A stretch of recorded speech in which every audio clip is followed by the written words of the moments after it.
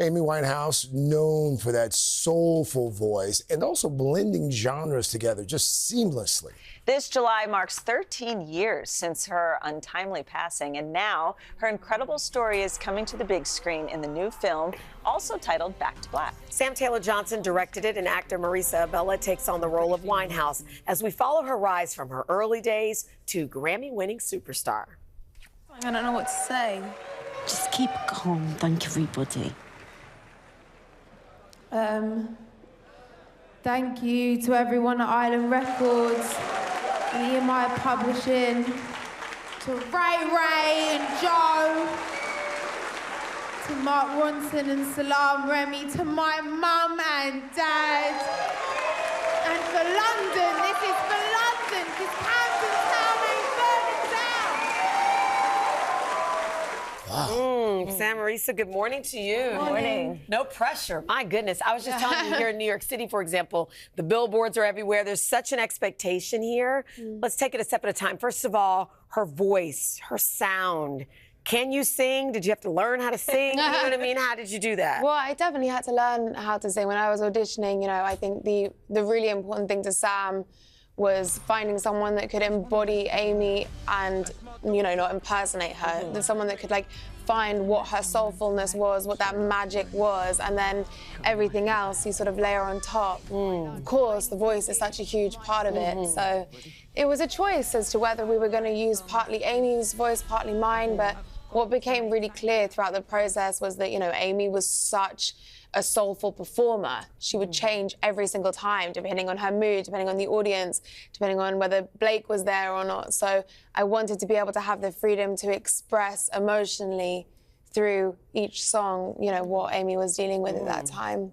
Sam, how did you decide on Marisa? I mean, what was it about the audition that... Like Marisa said, I was looking for someone who could embody her, not impersonate her, and I felt like there were so many brilliant Amy impersonators, but that wasn't going to hold and carry through a movie. So somebody that could tell the story from the inside and connect with us on a deep emotional level.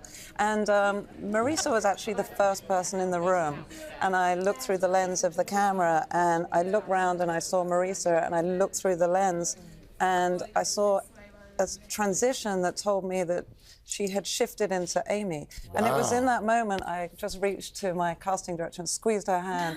and I said, you know, it's her. And she hadn't actually even said anything. It was just knowing that she could make that shift internally. Well, that's gotta feel good.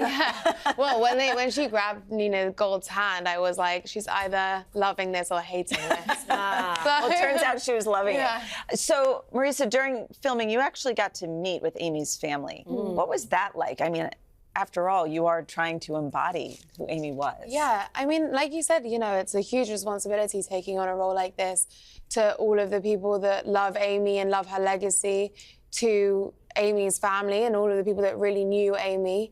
But the responsibility I felt most was to Amy herself, and to honor her artistic legacy.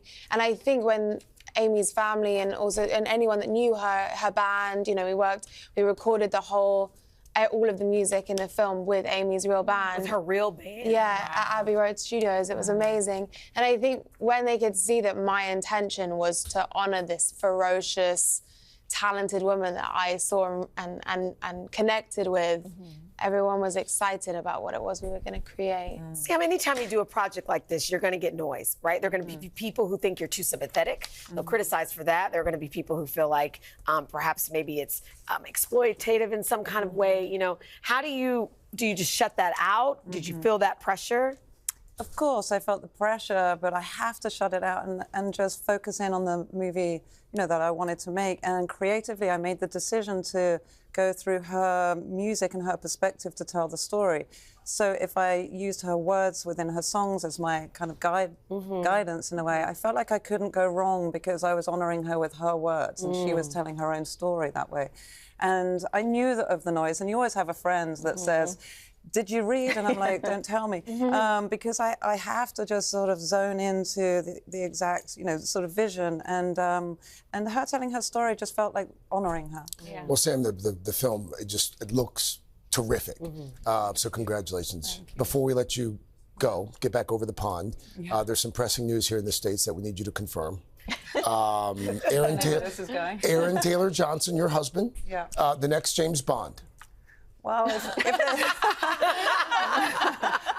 I guess if they asked and hired me to do it, I'd hire him. That's a good answer. Well played. He'd be a great Bond. I Well done.